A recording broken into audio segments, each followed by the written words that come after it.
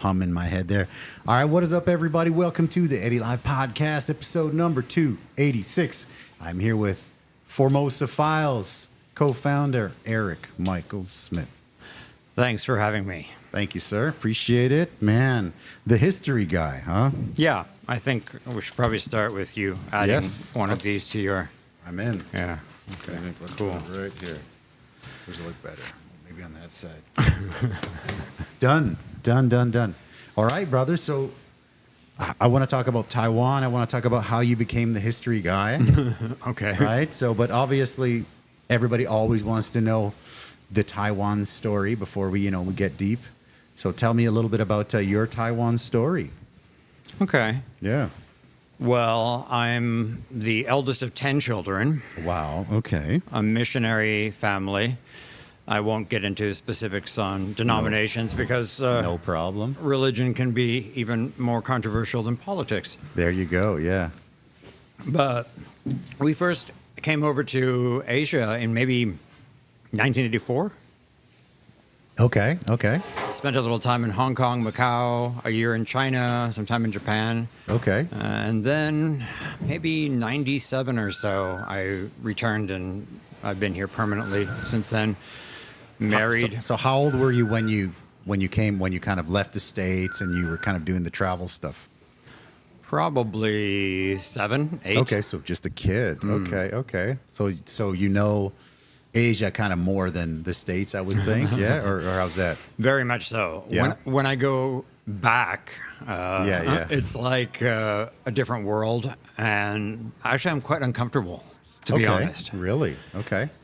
Talking to foreigners, there's so many of them. Yeah. That's funny. I remember the first time being in LA and driving into a gas station and going, service? No. Yes, that's so funny. But then not knowing how to get service or how to do it. How to do the gas. So I go in and just watch the other people come in and they're 10 on 14. I follow. So it's weird. Okay. Taiwan is definitely home. Every time a plane, I'm on a plane, it touches down on an airport in Taiwan. It's like, I'm home. Wait, job. Okay. You know what's funny? I've been here for around 20 years or so. So I'm 46, so almost around half the life. And I also, when I go back, also feel kind of awkward as well, because the Canada that I know 20 years ago is not the same thing as now, right? So we grew up, and kids, you play outside and you climb trees, and so now it's quite different. So yeah, it's definitely a weird vibe when I go back to. I still like it. My family's there, but yeah, I get what you're saying. And landing in Vancouver, you get in there, and here I can, my Mandarin is decent, but I'm still able to kind of like tune it out and live in my own little bubble if I feel like it. Yeah, right? You're sitting at a table and somebody's having a conversation and you can't not listen. Yes, yeah. So irritating. So you're in Canada and there's every single table, everyone's speaking English. Yeah. And you're just like, oh my God, stop talking. It's like voices in your head. Yeah. Yeah. Chinese I can turn off. Even Spanish I can somewhat turn off because my family's Mexican. But English, I cannot turn it off. Yeah. So it's crazy. It's crazy, man. So early days in Taiwan, maybe tell me a little bit about that. Well, my parents' church, they suggested that a good way to learn about the greater China area would be to first come to Taiwan. Okay. So we landed in, actually not too far from here, the Tianmu swimming pool. Okay. Interesting. Somebody rented an apartment for us and we got there. Beautiful. And I remember my dad saying, Eric, go with your mom and see what you can find for food. No 7-Elevens at the time. Sure. No McDonald's, nothing you're familiar with. But there's mom and pop stores, everywhere, convenience stores. So I walk in there and we're looking around and I say to the guy, bread? Yeah. And sorry, that experience was the first time where he taught me mianbao. And okay. This particular proprietor continued to be a friend for many, many more years until he passed away. Okay. So that was the first section. And then after that, we went to Hong Kong, Macau, China, Japan. But in the end, out of all those places, even though I really enjoy Japan, Taiwan felt most like home. Okay. And still does. Okay. Okay. Beautiful. And now you're in Kaohsiung, right? And you chose Kaohsiung because of the weather? Not really? just No? because of the weather. I was here permanently in Taipei for a good 10 years. My first job up here was with the China Post. Okay. Wow. When it was an actual newspaper, when you could buy it at the paper. I remember those days for sure. Yeah. But it was incredible. Like the office was something out of like a flashback. The screens, green lettering, and Okay. so just ancient equipment. Fun. They didn't have any fun, so you worked 7 days a week. On your day off, you had to go get a feature story, and the pay was, as I recall, like 32 or something like that. Okay. Wow. Okay. So it was a goal of mine to break into journalism because growing up, I'd focused a lot on spiritual things, or Gotcha. and I discovered that really wasn't what I was interested in. Okay, I'm okay. interested in the here and now, Okay, and okay. telling stories. So journalism seemed like the perfect fit. So China Post. And then within a year, somebody had recommended me to ICRT. Okay. Sure. Yeah. That's ICRT was kind of in its heyday, right? I think like 20-ish years ago, or was it ICRT's not quite pre-heyday? Because Pre-heyday. Okay. when I was a kid and I would tape the radio, Yeah, I remember. Okay. and Ron Stewart would be on there, and all the Bill Thiessen and these people, Tim Berge, and these. Yeah.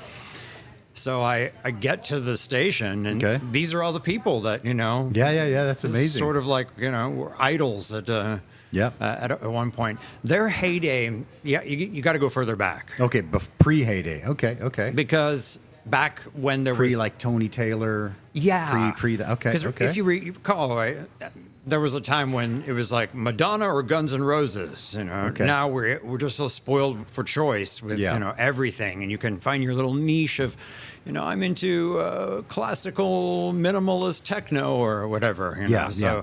that didn't exist. You had I know. one radio station playing English stuff, and this is where you went. You had to quickly record the song if you wanted to get it right. Right. Okay. Yeah.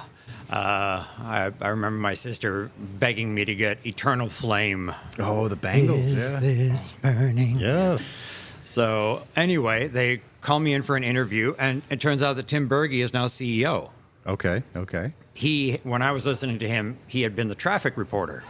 Okay. So he's And, moving on up. All right. Wowed me with his Chinese because Ford had done a deal with ICRT where they would tell you the traffic, and then he would have to recite the stuff in Chinese at just blistering speed. Okay, And it was okay. very impressive. Wow. Yeah. Okay. So anyway, I got the job and began working as a copywriter and then a news broadcaster. And I guess you could say that's where I developed a voice. Yeah. Because when you start podcasting or recording anything, as I'm sure you know, Yes. the first time you listen to it, you're like, darn, I sound awful. I sound awful. Yeah. No, I get that for sure. So you it's not that you want to be unnatural, but you do want to develop a voice, a pitch lower, less nasal. Yeah, just agree. various. Today's not so good, but too much smacking sounds. So that was great, and we had an office on Songjiang Road, downtown Taipei. But radio, unfortunately, was one of the victims of the internet. True. And it took them a long time to figure out that their future lay in podcasting or in radio on demand rather than Understand, yeah. tune in at 7:30, Gotcha. Yeah. So in my final years with ICRT, I guess you could say I got poached by Next Media. Yes. Tell me about the Next Media, man. So unfortunately, the guy who started that, Jimmy Lai, right? What's the brand? I think it's Hang Ten. Okay, the I know it. clothing? Yeah, the clothing brand. So yeah. he made a ton of money off of that, and then started some newspapers in Hong Kong, and then brought it over to Taiwan. Okay. Unfortunately, Jimmy Lai is currently sitting in a Chinese prison. Okay, did not know that. Will be there probably for the rest of his life. Okay. He's a devout Catholic, and he kind of has, when he spoke to us about it, he insinuated that he was willing to sort of, sacrifice. Gotcha. So he was one of the ones taken in for violating the most recent Hong Kong clause about Okay. sedition or da-da-da. Okay. So his trial is actually happening right now. He spoke in court a couple weeks ago for the first time, but the verdict's Foregone conclusion Yeah. type deal. Gotcha. Okay. So what we were doing was special because just before I got there, Next Media Animation had gotten big with this really wild animation of Tiger Woods Okay. leaving his wife, getting in his car, I think on Ambien or something. Okay. And then crashing his car. So somebody in the animation department had done a really silly version of these events. And it got played on, just all the late night shows. And Gotcha, yeah. So all of a sudden, the animation thing explodes. And then they start thinking, well, maybe we could do this for Reuters and for, Okay. not silly, but... So Yep. we had two divisions. We had a news division and then a silly division called Tomo News. They're still going, just at a much smaller rate, but Gotcha. for a couple of years it was gangbusters. And so a plane crash. Malaysia Airlines was a good example, the disappearing one. It's hard to, without visuals, it's hard to. Sure, of course. So with animation, you can show the course, you can show, so news companies would pay for that. Okay. So that was exciting. Now, of course, with all this AI animation, it's going to get so much cheaper and easier to do. Yeah. But back when I was doing it, it was extremely expensive. Yeah, of course. And you had to put the dots on you sometimes and Okay. do Wow. all that. That's cool. Okay. And so you're doing the Next Media, and so from then until you becoming this like super history buff, like what happened from then until the history guy? Well, You were always interested in history. always interested in history. Okay. As a kid, there were not a lot of things available for me to read. Okay. The Bible, of course, was Of course. there. Sure. There was a set of encyclopedias, which I'm told I read. I don't remember. Oh wow. Okay. Somebody told me I read the dictionary as well. Really? Wow. Okay. But Lady Bird had this history series that they let us read. And you say you got all these English kings and, all this. So history. And the Bible as well has a lot of elements of history yeah, to for it. sure. Yeah.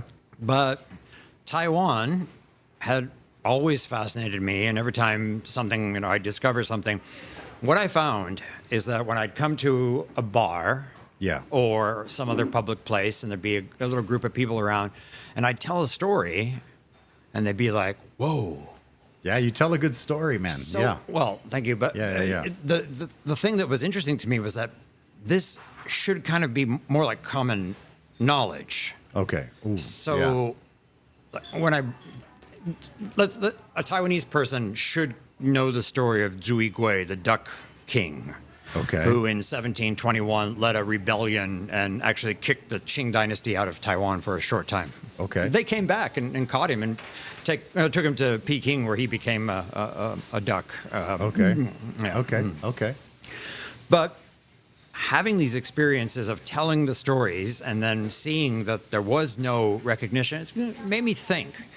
And I came to a conclusion that back when I had first come here, martial law hadn't even been lifted yet. Yeah. Okay. So everything here was Mingan. Okay. Okay. So if you asked questions or you talked too much, it wasn't maybe the best idea. That makes sense. Okay. So even, we are both married to local Sure. women. Yep. Yeah. Yes. Yes. Even their parents wouldn't, it would be best 最好就是不要不要讲，不要问。Yeah. Yeah. Okay. So this kind of culture, I think, continued and just stretched even into modern times. So it's not like they're not curious or but it's glossed over. And then there was a period where, of course, teaching about all the emperors of China rather than Sure. So this just led me down a path of thinking, how could I get these stories out? And I tried to create one-man shows with sound effects. Not awesome. Animation was too expensive. Gotcha. So then in we're going through COVID. Jeez, that was an awful time. Yeah. I would say 2021, 2020, I think, something like that. So in 2020, John Ross, who is an actual scholar, Okay. Author of several books. Okay. He's based in Chiayi. He put out a book called Taiwan in 100 Books. Okay.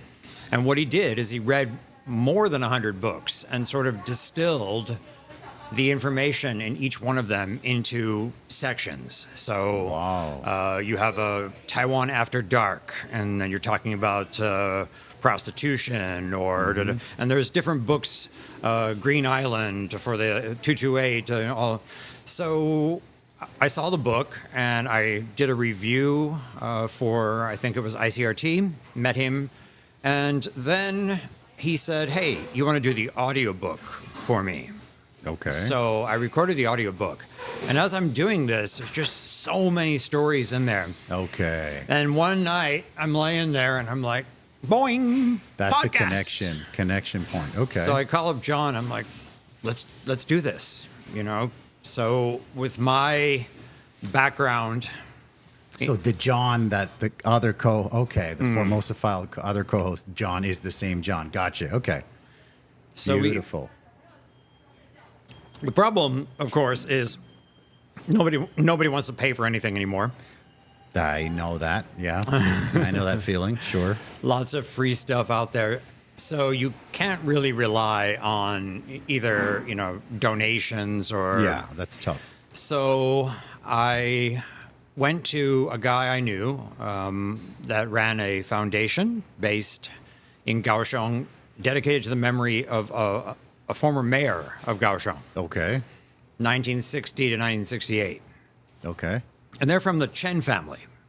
So if you know the five big families of Taiwan, the most wealthy ones. Yes, So I this believe is so, the yeah. Kaohsiung one, sugar cane, sugar, all monopolies. Okay. All Okay. this. So the family obviously has. Yeah. Yeah. Gotcha. So I went to the foundation CEO and I just pitched him a very low figure. I'm like, give me this for the year and Yeah. I'll show you what we can do. So the first year went by, it was reasonably successful, and we are going to launch season 5 Wow. right after the Lunar New Year. So it's been quite a ride. Going from like 3 countries, and you look on Spotify, and so we're up to like 150. That's amazing, man. It's weird to think that there's somebody in like North Macedonia listening. It's That's probably funny. only one guy, but that's still cool. That's amazing. Yeah. And it's a niche subject. So the response that we've gotten has been very gratifying. We get emails from a Dutch woman recently, a doctor at a New Taipei hospital, New University Hospital, and they're filled with gratitude, and Wow.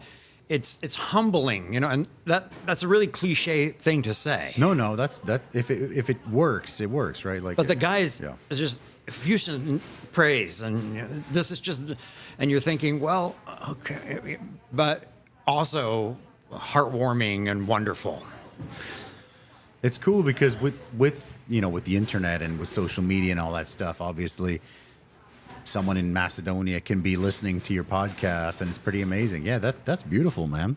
I love that. And so you're going into season 5. Do you have any like memorable moments that you're like, this one really stuck in your mind? Like this episode is like a favorite, or this one kind of popped hard for you personally, or Oh, there's so many. I mean, I'm sure there's so many, but yeah, The one all- we started the podcast. they're all with- like your babies, right? Yeah. The one we started the podcast with was actually John Ross and many other people.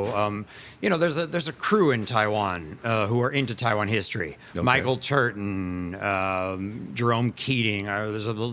These old timers who I've seen the names on Facebook. in newspaper columnists. I've seen them, yeah. So these guys all know these stories. Anyway, not the point. But there was a white guy in 1703. Okay. And he shows up in London and he tells them that he's a Formosan. Okay. And the people go, so, they've had trade with Africans and Asians, and he's Yep. blonde, blue-eyed, and they're like, Yeah. explain. Where is that? Yeah. And he's like, oh, Formosa, it's so hot that we live underground. Okay. So he goes as far as to write a Bible in the Formosan language, which he invented. Wow. And he told stories of elephants and just total hoax. Okay.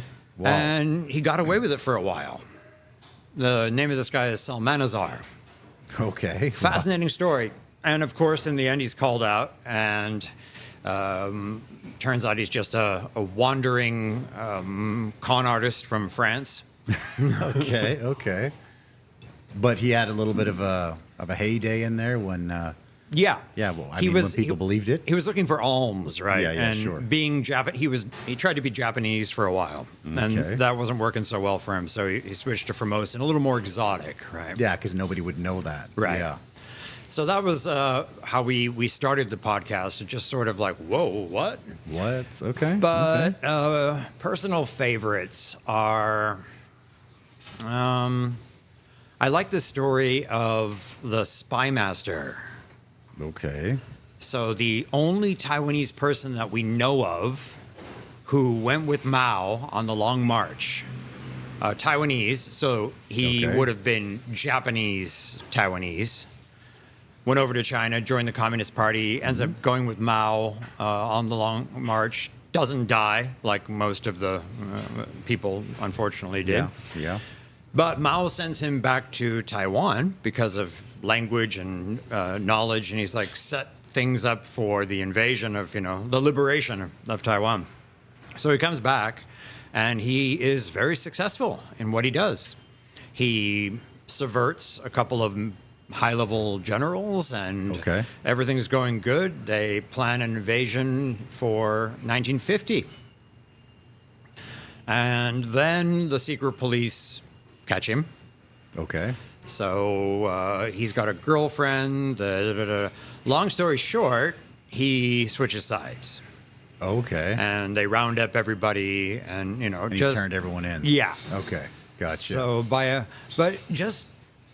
I love how everything seems to connect to something else, and that's a running theme in the podcast. Is like, why should you care about Taiwan history? Well, it is underappreciated, and it links back to so much in East Asia. So why was Taiwan Japanese in the first place? Okay, then you got to go look at Japan. You got to go look at the samurais and the Meiji Restoration and their 40 years of mobilization. Then you got to look at China, the end of the Ming Dynasty, Qing. It's all connected in weird ways, That's cool, yeah. even down to Indonesia, right? Of course, with the Dutch being Yeah. here. So then you have the colonizers. And then, of course, post-World War II, you've got just so many fascinating tales. So we will never run out of stories. Yeah. So where are you, like the info, like you, let's say, you're going to deep dive, season 5's coming up. You want to dive in and you're like, okay, I want to really, hit episode 1 of season 5. So like, where are you looking to be like, okay, where's this info coming from? So John is he's been, in the publishing industry for many decades. Okay. He's also a published author. Nice. So he's helped a lot with helping me find sources. He, of course, is good at this. But you can subscribe to like academic journals or Okay. even websites where you can read all these. Most of the books are quite boring. I was gonna say, yeah. Okay. So you take like something hits you.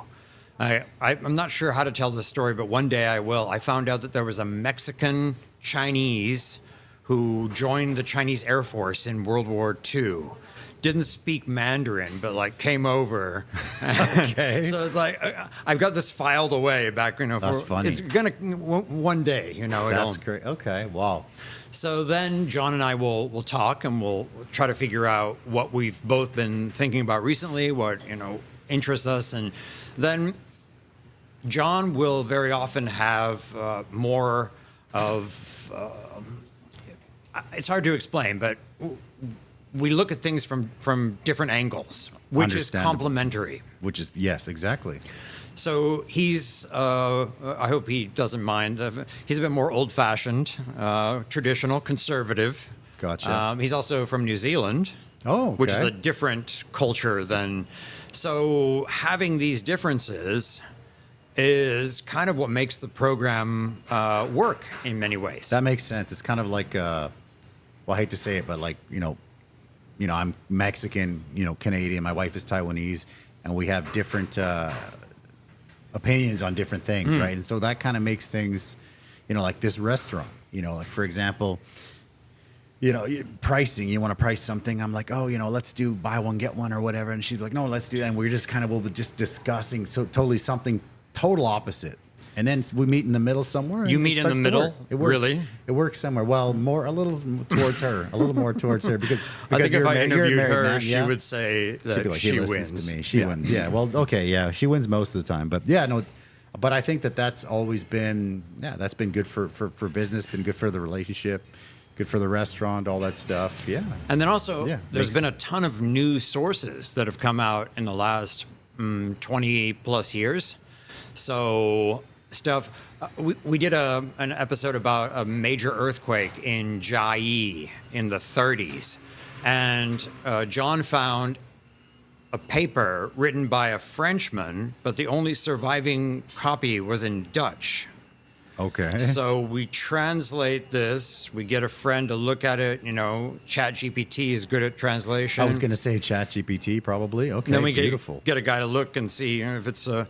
And it turns out to be a whole new resource that Beautiful. Then there's Japanese stuff. There's surprisingly little in Chinese until very recently. Okay. Okay. So there's a story that I'm also sitting on that I don't know when we're going to tell, but I'm shocked that it's not common knowledge and there's not like a memorial to it. But in 1987, on one of the very small Okay. islands just off of Jinmen, Okay. so we're talking about, at that time, martial law had not been, Okay, martial law was 87 still, lifted right? in Taiwan, but not on the outlying islands. Gotcha. Military. So boat people are leaving Southeast Asia at the time, and some of them float up onto the beach of one of these islands, and the troops are ordered to massacre men, women, children. Jeez. Okay. Buried in the sand, dogs dig up. It's just so obviously not a happy story. Yeah. But yeah. Wow. what I like to tell Taiwanese people in particular is don't think that that's just a bad story, because Okay. the good side is that that would never happen now. Yeah. True. Progress, right? Okay, yeah. So another theme that John and I are always harping on is this horrible tendency to judge by the standards of today, or even judge in general, because so Chiang Kai-shek is born in 1887. Sure. I can't put myself in the shoes of someone born then. So even the idea of like trying to judge someone by the standards of their time doesn't make sense. True. So, and then you get the people who are like, the I would have done this. or arguing about Taiwanese sovereignty, right? The Treaty of San Francisco actually says that, okay, dude, but that's not what happened. Yeah. So history is what happened. Yeah. And it's not really our job to judge it so much as to tell the story and, I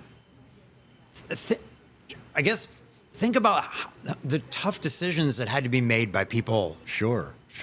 We're talking even as late as like the 50s in Taiwan, just horrific poverty.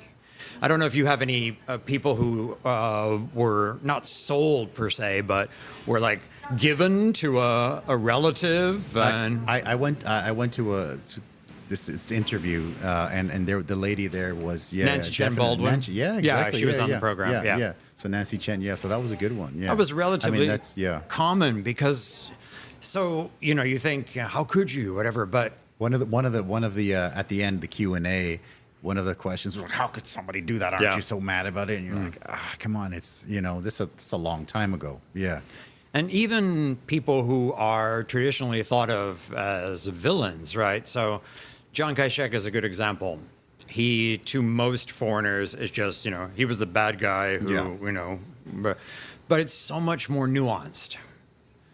And if I can be mildly controversial, I'll say that we could have gotten a lot worse than him. Okay. So the things that he did, lots of bad stuff over here, but then there was this. And also, because of this, we have this currently. Yeah. This is what happened. So I give him his due, I guess, to a degree. It doesn't mean he wasn't a dictator. Doesn't mean, but there are so many people who want to just put people in boxes or black and white for everything. And it's something we fight with constantly. Okay. And I know that, like you were saying, just backtracking a little bit, you're finding this information from these resources, these books, and they're boring. I remember, high school history wasn't very exciting, right?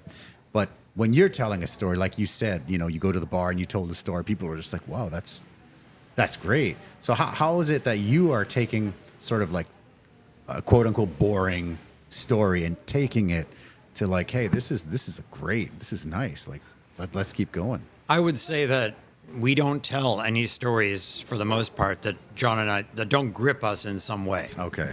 So sometimes John is really interested in something that is slightly less exciting for me, but I'll still find a couple of points in there that are interesting. Okay.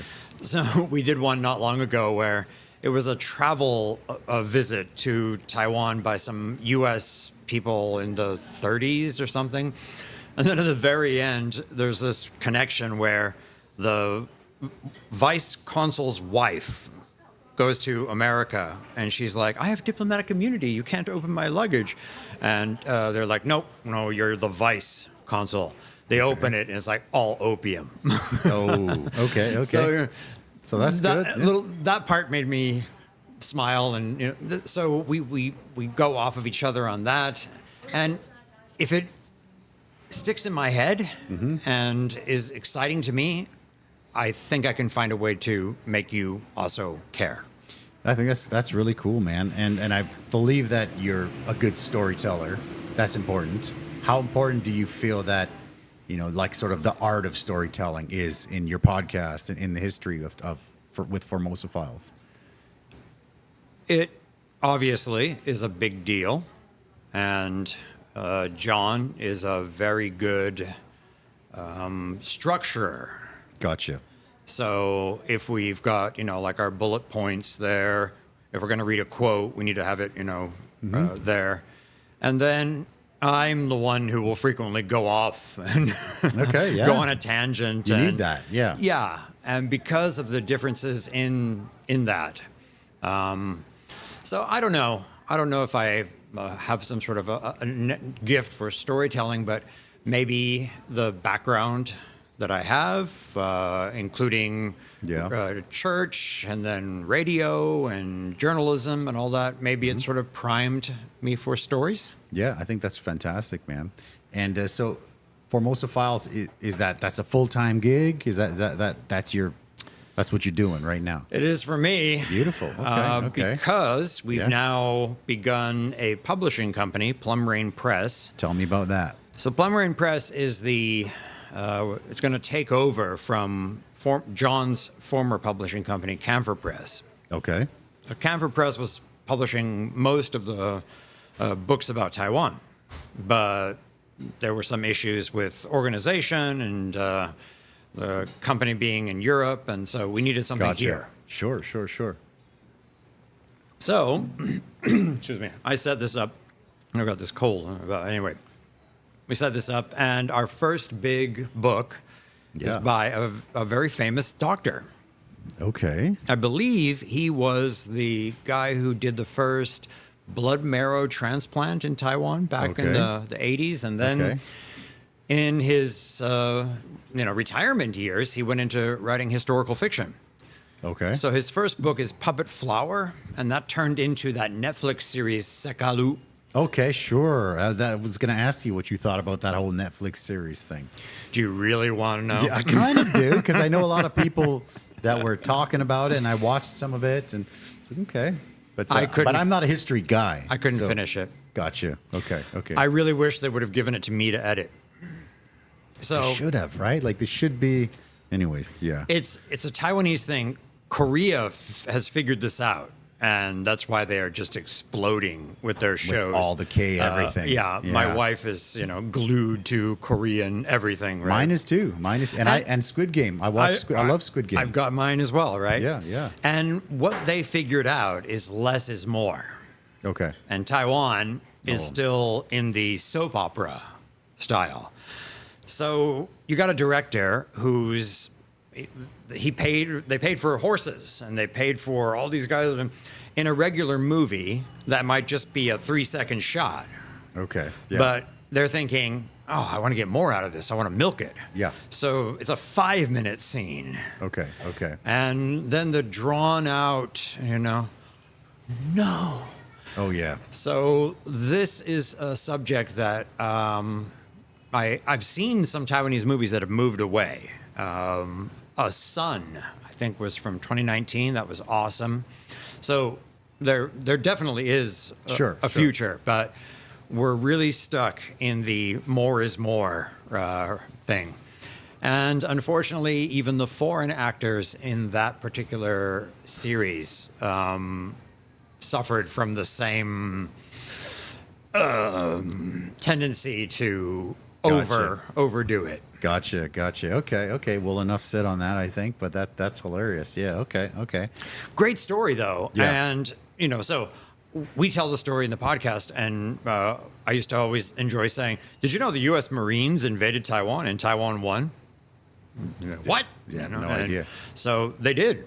Okay. And that's what when you say something like that, that sparks curiosity. You're like, oh, really? What? And then that would kind of be like a hook we were talking about earlier. And then you're like, oh, that's a hook. Let's tell me more. The guy who came over to negotiate a deal with the indigenous people to not cut the heads off of shipwreck survivors. Okay. So he's French, moves to America just before the Civil War. Okay. Becomes a soldier, a general.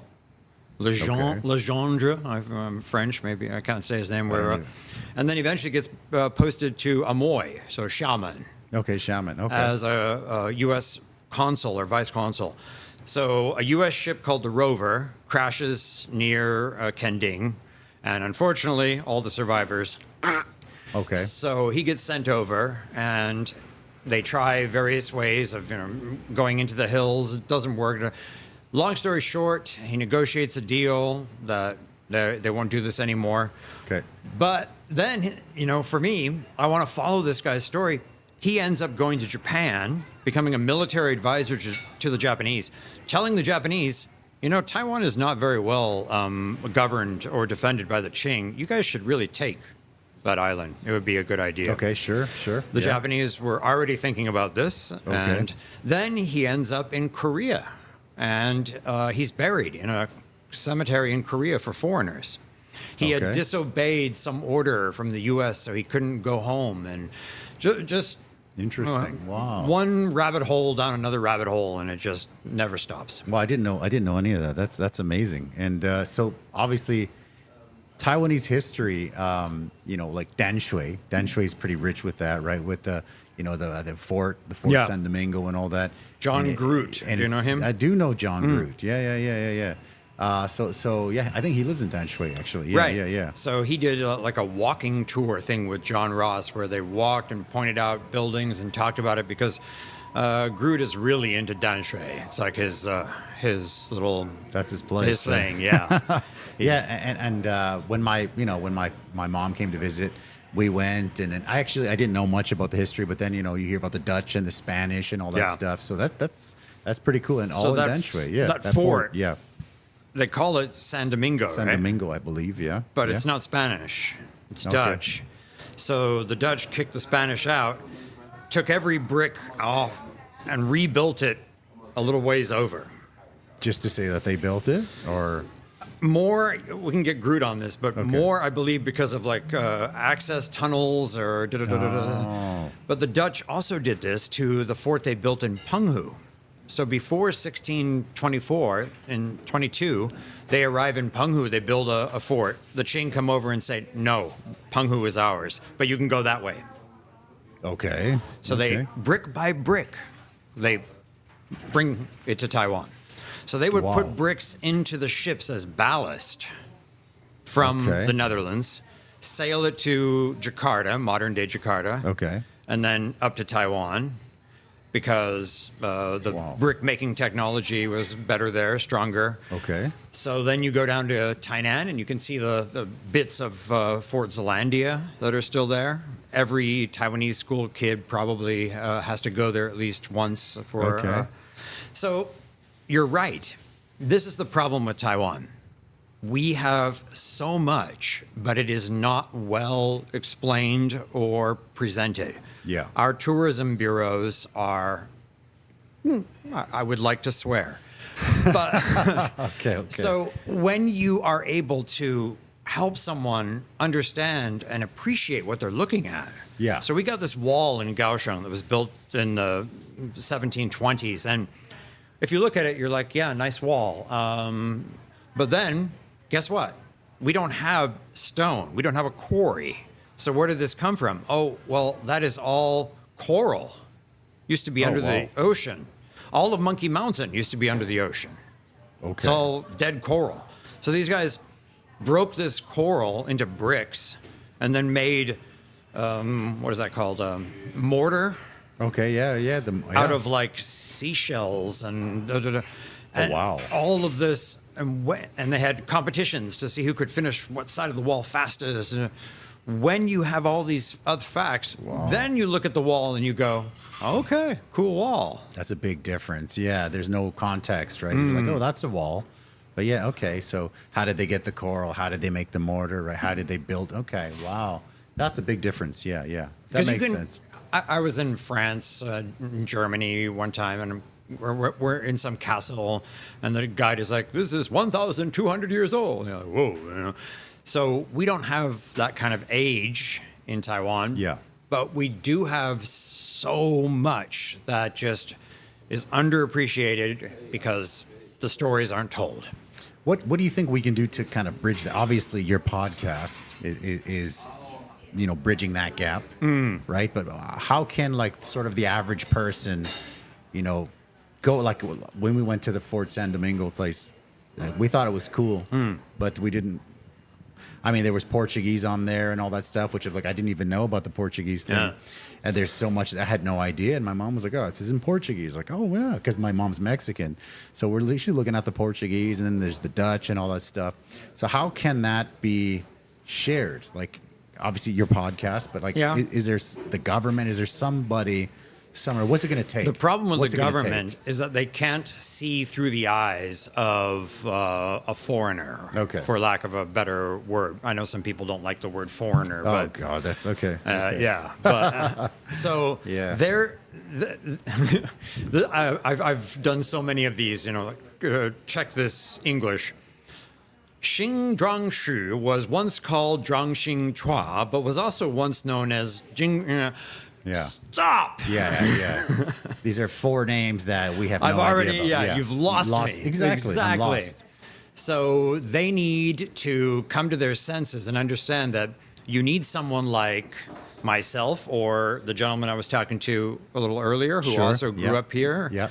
So Gabe. a foot in one culture, in both cultures, to be able to like almost, translate. And Yeah, like a bridge. yeah, Some kind of a bridge. Okay, yeah. it's called when you're translating text, I think they call it transcreation. Okay, I've never So heard you're that not term. trying to get a literal thing. You're trying to get what would make sense to you. Okay. So I wish that was how the government worked, but it isn't and probably won't for a very long time. So what I would say is the same thing I say every time I'm invited to give a talk at a university or something: curiosity. Yeah. Let's turn up the curiosity. As we enter this, I'm going to start giving a sermon here, so you're Please welcome do. to turn this off. I'm going to No, get no, very let's sermony go. and, I love it.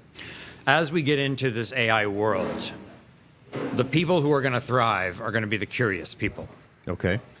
The people who are flexible, who are able to. Being curious might be more valuable than 5 or 6 university degrees.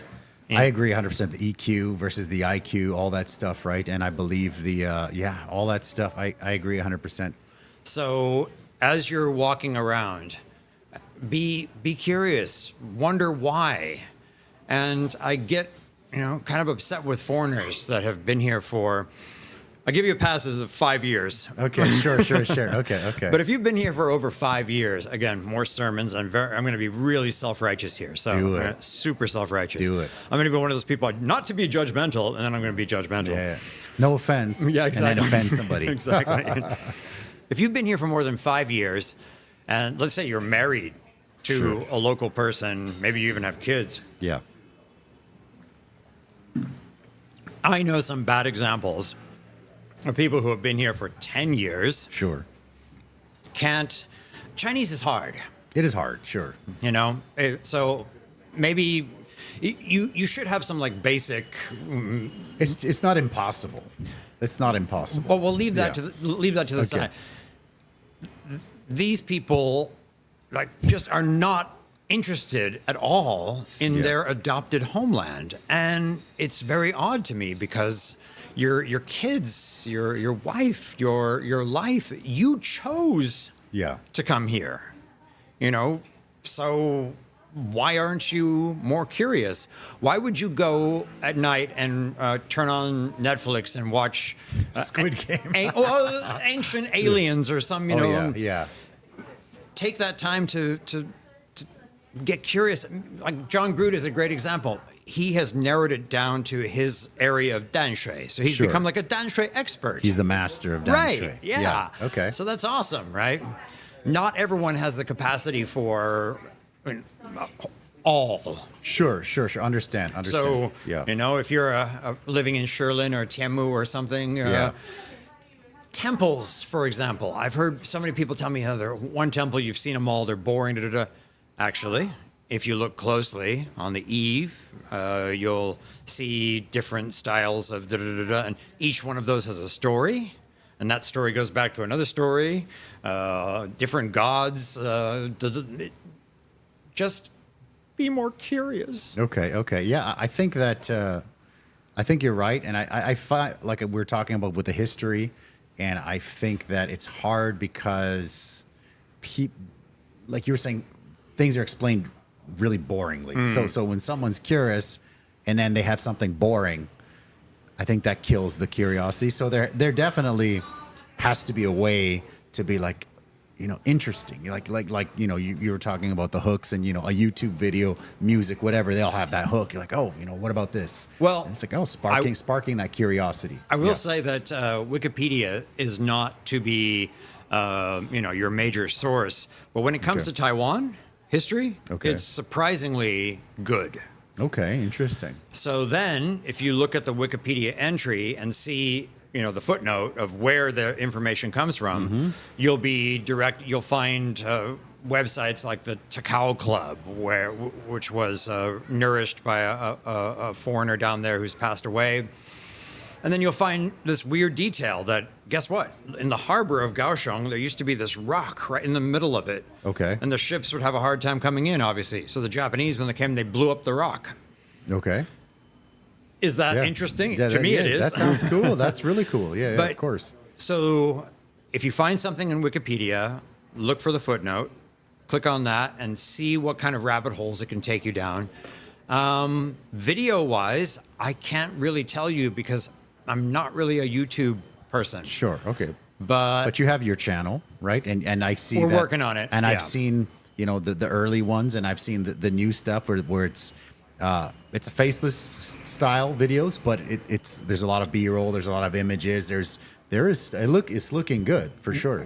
We're trying. It's just, I'm a couple of years older than you, and then John's older than me, and it's really hard. And plus, we're two people. Yeah, I understand. Yeah. So video is really, really hard for us. But on the subject of video, yeah, I am tired of a foreigner coming to Taiwan and eating chodofu and getting 500,000 zans. I've been doing this. I did a whole video on it. I went to the night market and I ate chodofu, and then I looked at the camera and said, I've seen that. And you had like an outline thing on you, right? This is what I seen that when I was doing the research, and it's funny because there's one right now. There's one of the biggest. I don't know if it's YouTube or podcast channel, the Dodo Men, something like that, right? It's like a big. It's not. I'm not the target audience, so I have no idea. But they apparently went to Denmark. And then, I don't know, there's this young guy, 18-year-old guy or whatever. They brought him here, and they're making him like this YouTube star. He speaks no Chinese, but I guess my daughter, she's just turned 13. She's telling me there's a scene where there's all this food, and it's like this super viral scene apparently, and they're like, oh, which one do you like? And he's like, I like all of them in English, right? And then he's like, how do I say that? And he's like, they're like, oh, well, tremble, right? And then he's like, wow, shampoo, right? So all the kids are like, wow, shampoo. Okay, that's right? funny. So like it. Okay, that's funny. I like it. But I mean, I have been doing the podcast, and I've had like professional fighters and CEOs, podcasters and YouTubers and stuff. And there's some of being really good, just from all over the place. And it's a slow growing channel. It's been like 6 years, right? It's a slow growing channel. And the crazy thing is, I see other people coming in, way after me and way less quality stuff. Yep. And it's just like, just go to Shilin and eat chodofu. And I'm like, I can't do it. It's tough, man. I was on a couple of YouTube shows recently, and the reception was really good because what I said was anybody who just tells you that you are great and, oh, Taiwan is so wonderful, that's not love. True love is seeing, the flaws and the good. Agree. So pointing out, the way we treat Southeast Asian people horribly in many cases. Yes. But the reception has been like, finally, someone telling us the truth. Yes. And I think it's starting to move away. I saw a couple of young people come recently and try to post one of those, Taipei is great. And they got like 3 likes or something. I'm like, yes, finally. Because it is great. I love it, but I live here. I've built my life here. But, I don't want to go to the night market and be like, Chou tofu, hao chi o. And then, people are like, just do that. You'll get the 1 million views. And I'm like, yeah, but I'll lose a piece of my soul. You know what I mean? Like, it's And like, you're Yeah. also kind of playing the foreign clown I've played stereotype. that kind. I've done it before. I've done it before. Like when I used to teach, I've done all that stuff. And you know, sometimes you feel like you're that juggling. You know, you're the juggling clown. You're like, Yep. you know, and you're like, hey, speak English. Hey, do this. Oh, you know, pifu how bai oh, how shy oh strike right? And you're like, oh. Another thing I pointed out recently on one of these YouTube channels was, why is it that I am constantly being praised for speaking Chinese? Okay. Is it really all that impressive that there is a person with non-pigmented skin Yeah. that can speak Chinese? So my wife, she's Hakka. Okay. Mine too. Haka from Miaoli. Haka from Miaoli. Okay. Wild creatures. There you go. Yes, that's another topic for another day. Kingdom. Yeah. Okay. Okay. So she speaks Hakka, which is rare Yeah. Yeah. these days, fluently. Okay. Hakka, Taiwanese, Chinese, Yeah. English, and a little French. Okay. Nobody says ni hao li hai to her, Yeah. but I get constant praise. I know. For actually, I don't even deserve it because I didn't really study. I just kind of grew up and picked it up. you're here and you just absorb. Right. So I remember going, So I funny. won't say the guy's name, but I used to work with a guy who his Chinese was just so amazing. Yeah. He could look at somebody's paper and be like, the stroke here should be a little bit long, or even the classical Chinese, he'd be like, no, like out of this world. Okay. Next level. Yeah. So I wanted to have him on the podcast and just talk about, and he said, speaking Chinese really isn't all that, noteworthy. And Okay. I thought about it. I'm like, cool. Okay. And yeah, we need more of us foreigners, I guess, reaching out to it. I don't know how to express it, but telling truth. Yeah, no, that's the the crazy thing is, I've interviewed some of the big YouTubers and stuff, and it's funny because they would tell me, hey, their video is all I love Taiwan's good, blah blah blah, and it's cool. That's their full-time gig. I get it. They're it's kind of like that's their job. I get it. And they're like, hey, we're gonna take a vacation. We're going to Bali for 10 days or whatever, or 2 weeks. And I'm like, oh, that's great. Then you can bring your gear, you can do some recording, and you can do some some videos in Bali. And they said that they can't. And I said, well, why not? And I said, they said because they've tried it before, and people start unsubscribing because they don't want to hear nothing. Comparisons. They don't want to have anything that's not why Taiwan. And Right. then the funny thing was, this is exactly what he said. He said the only video that I can film there is I've been in Bali for 10 days, and here are 10 things I miss about Taiwan. That's the only video that will pop overseas. I can give you the links to the two that I think over 200,000 views so far, Okay. and all 80% of the comments. So I guess I first established myself as I'm as Taiwanese as Taiwanese. almost, right? Okay, yeah. And then point out that you can't have a story where there's no arc. You can't Okay. have no villain. Star Wars wouldn't work without Darth Vader, right? Agree. So Kaohsiung is making all kinds of progress. If you go down there, you're going to be shocked by the waterfront, the light rail, Big roads, I remember. all this stuff. Yeah, changed from an industrial wasteland in some places to a genuinely livable city. And okay, but we also have a lot of stray dogs in some parts of the city. Okay. So I would like even Taiwan Plus or some of these official news sources Gotcha. to not only focus on how good we are, because that's propaganda. Okay. Yeah. Everything, right? So Yeah. tell me about, the fact that we have no-kill shelters now. Okay, you might think that's good. I might not. But at the same time, mention that we probably have 10,000 stray dogs running around in the southern Taiwan. Tell me, Yeah. or give Taiwan praise for being the first country in Asia to legalize gay marriage, Okay, yeah. but yeah. tell the actual story, which was the courts, the Supreme Court ordered the law changed, and the government of Taiwan, I'm not sure if it was like something she was required to do, they sent someone to argue against it. Okay. So there's you know, Okay, I didn't know that. it's Yeah. more complicated. Everything is more nuanced.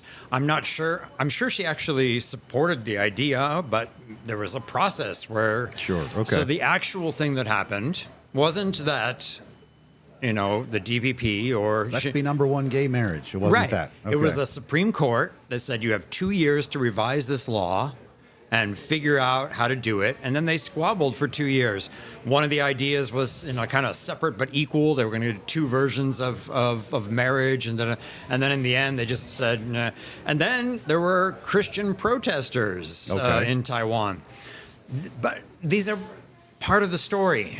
And it gives you a broader understanding. So, is Taiwan friendly to gay people? I have a gay brother. I'm, you know, Rainbow Nation. Yeah. Shout out. For sure.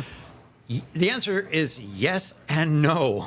Okay. So there is tons of homophobia, but it's just not expressed in the same ways it might be in Mexico or it might be in America. So Yeah. there's not Oh. going to be violence, you know, but there two guys holding hands walking in Kaohsiung. There's going to be people who, after they pass by, you know, They're going to say it. right. So is it better than the violence? Absolutely. Sure. Okay. And we're on the right. I always say this: we're on the right trajectory. Okay. Okay. So okay. good, but let's not neglect the full story and not keep patting ourselves on the back.